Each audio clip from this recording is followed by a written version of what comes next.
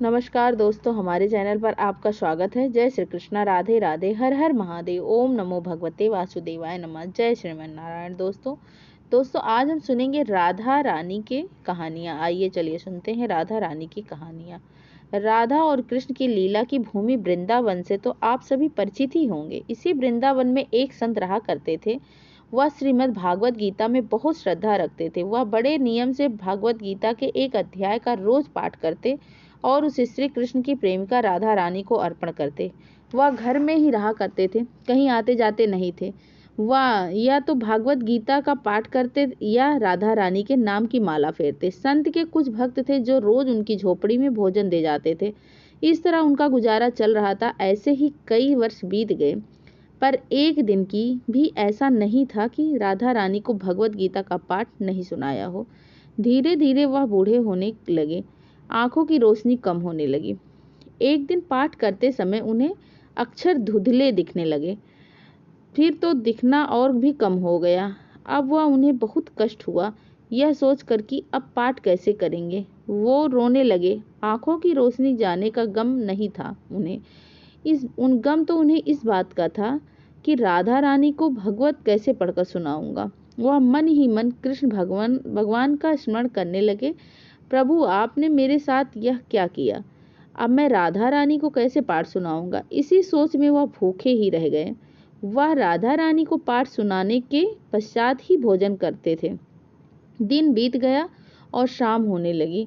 तभी उनके द्वार पर किसी ने दस्तक दी। आंखों की रोशनी कम होने की वजह से उन्हें धुंधला दिख रहा था। वह किसी तरह द्वार तक पहुंचे और पूछा, कौन है? बाहर से एक बालक की आवाज आई। वह उनके लिए भोजन लेकर आया था। संत ने कहा, जब तक मेरा नियम पूरा नहीं होगा खाना नहीं खाऊंगा। वो बालक बोला, यह आपका कैसा नियम है? बालक के पूछते ही उन्हें लगा मानो उनकी पीड़ा बांटने वाला कोई मिल गया हो। उन्होंने बालक को अपने भगवत गीता के पाठ के नियम के बारे में बताया। उन्होंने कहा, आंखों से कुछ दिखाई नहीं पड़ रहा है, इसीलिए मैंने पाठ नहीं किया और मैं भोजन भी नहीं करूंगा। यह कहकर वह दुखी होकर रोने लगे। बालक ने कहा, आंखें चली गई इसीलिए आप दुखी हैं? संत ने जवाब दिया, नहीं, मैं आंखों के लिए नहीं बल्कि यह सोचकर बेहद चिंतित हूँ कि राधा रानी को पाठ कैसे सुनाऊंगा। बालक ने कहा, बाबा मैं थोड़ी देर में आता हूँ। यह कहकर वह चला गया, पर कुछ ही देर में हाथ में एक पट्टी लिए लौट आया और बाबा को वह पट्टी देकर बोला, इसे आप अपनी आंखों पर बांध लो। संत को पट्टी पकड़ाकर लड़का वापस लौट गया। बाबा उसी तरह दुखी मन से अंदर जाकर भूखे प्यासे जमीन पर लेट गए। उन्होंने सोचा, जरूर किसी वैद्यराज का लड़का होगा। उसने आंखों का इलाज करने के लिए कुछ औषधि पट्टी में लगाई होगी। यह सोचकर उन्होंने आंखों पर पट्टी बांध ली और सो गए। दूसरे दिन प्रातःकाल जब सोकर उठे तो सब कुछ साफ साफ दिखाई पड़ रहा था। संत की खुशी का ठिकाना नहीं रहा। उन्होंने पट्टी को देखना चाहा कि इसमें क्या दवा लगाई है जिससे मेरी दृष्टि वापस आ गई। उन्होंने देखा पट्टी में राधा रानी का नाम लिखा हुआ था।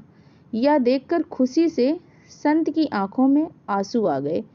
उन्होंने कहा, राधा रानी आपकी महिमा अपरंपार है, श्लोक सुनने में आपको भी अच्छा लगता है। यह कहकर वह उठे और नहा धोकर भगवत गीता का पाठ करने बैठ गए। आज उनकी बाड़ी में नया था क्योंकि स्वयं बांके बिहारी कृष्ण और राधा रानी ने उन्हें दृष्टि दान दिया था। तो देखा दोस्तों, सच्ची भक्ति का फल, सच्ची भक्ति से सब कुछ मिल जाता है। जय श्री कृष्णा, राधे राधे। आइए चलिए सुनते हैं राधा रानी की दूसरी कथा। राधा रानी की जय, कृष्ण मुरारी की जय। उत्तर प्रदेश के मथुरा जिले में राधा रानी के जन्म स्थान बरसाने में एक धर्मनिष्ठ समृद्ध श्रेष्ठ राम मोहन रहते थे। उनके परिवार में 4 पुत्र और 4 बहुएं थीं।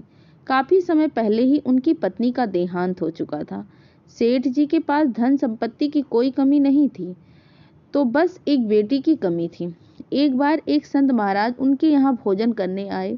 सेठ जी ने उनसे अपने मन की बात कही, महाराज, इतनी धन संपत्ति होने के बावजूद मैं सुखी नहीं हूँ। मुझे एक पुत्री की कामना हमेशा सताती है। जीवन में जिस भी चीज का अभाव हो उसका स्थान भगवान के भाव भर देना चाहिए। बेटी नहीं है तो क्या हुआ, राधा रानी को अपनी बेटी मान लो। संत ने सेठ जी को राधा रानी की एक तस्वीर दी। संत की बात सेठ जी के दिल में बैठ गई। सेठ जी ने तस्वीर को अपने कमरे में लटका दिया और सोते जागते उसे निहारते, सुबह शाम उससे बातें करते, उसे भोजन करवाने के बाद ही स्वयं भोजन करते। ऐसे ही कई दिन बीत गए और सेठ जी के जीवन में बेटी का अभाव दूर हो गया था। एक दिन सेठ जी अपनी दुकान पर थे, तब घर में चूड़ी बेचने वाली आई, एक मनिहार आई। सेठ जी को चारों बहुएं चूड़ी पहनाकर घर के भीतर चली गई। जैसे ही मनिहार जा रही थी, एक छोटी बच्ची ने उसका हाथ पकड़ लिया। मैया मुझे भी चूड़ी पहना दो, मैं तो रह गई। कितनी सुंदर और प्यारी बच्ची हो, क्या नाम है तुम्हारा? मेरा नाम राधा है।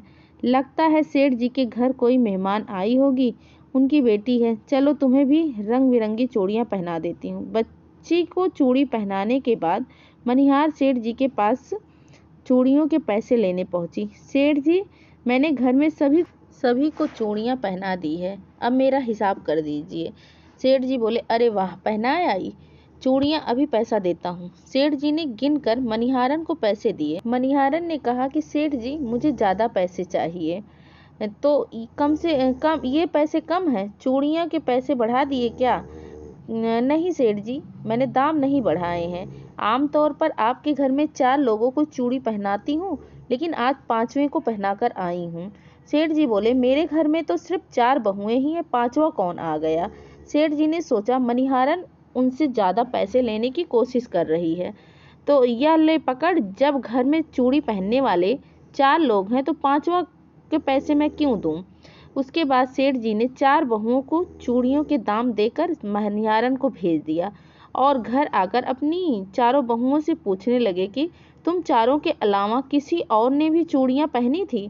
तो बहुएं ने बोला कि नहीं पिताजी, हम चारों ने ही पहनी थी। इसका मतलब मनिहारन हमसे झूठ बोल रही थी, ज़्यादा पैसे ले जा रही थी। ठीक किया मैंने उसे पैसे नहीं दिए। सेठ जी अपनी बहुओं से बोले कि चलो हटाओ, अब भोजन लेकर आओ, भोजन परोसो। तो भोजन परोसे बहुएं ने सेठ जी के लिए भोजन लेकर आई। वह सेठ जी राधा रानी को भोग लगाकर और भोजन खुद करके सो गए। अब रात में राधा रानी सपने में आई। राधा रानी बहुत दुखी हुई थी, प्रतीत हो रही थी, उनकी आंखों से पानी गिर रहा था। तो सेठ जी बोले, बिटिया तुम क्यों उदास हो? पिताजी, आज घर में चूड़ी पहनाने वाली मनिहारन आई थी, मैंने भी उससे चूड़ी पहन ली। आपने चारों बहुओं की चूड़ियों का मूल्य तो दे दिया मनिहारन को, पर आपने अपनी बेटी को भूल गए। मैं भी तो आपके घर में ही रहती हूँ ना पिताजी, आप ही तो कहते हो कि मैं आपकी बेटी हूँ। राधा रानी की बातें सुनकर सपने में ही सेठ जी की आंखों से आंसू गिरने लगे। अगली सुबह सेठ जी मनिहारन के पास पहुंचे। तेरा भाग्य तो संत महात्माओं से भी बड़ा है। मैंने श्री राधा रानी को अपनी बेटी समझा है, पर अब तक उन्हें अपनी आंखों से नहीं देखा है। तुम्हारी भाग्यशाली हाथों ने उन्हें चूड़ी पहनाई है। सेठ जी की आंखों से आंसू बह रहे थे। तुमने मेरी बेटी को चूड़ियां पहनाई है, जो भी मूल्य तुम मांगो मैं देने के लिए तैयार हूँ। मनिहारन की आंखों से भी आंसू गिरने लगे। उसने सचमुच में बड़ी भाग्यशाली अपने आप को महसूस कर रही थी। जिसने स्वयं राधा रानी को चूड़ियां पहनाने का सौभाग्य जिसको मिला हो, वह अपने आप को भाग्यशाली ही समझेगा। मनिहारन अपने आप को बहुत सौभाग्यशाली समझने लगी थी। जय श्री राधे, जय श्री कृष्णा, राधे राधे, हर हर महादेव। ओम नमो भगवते वासुदेवाय नमः। जय श्रीमन नारायण।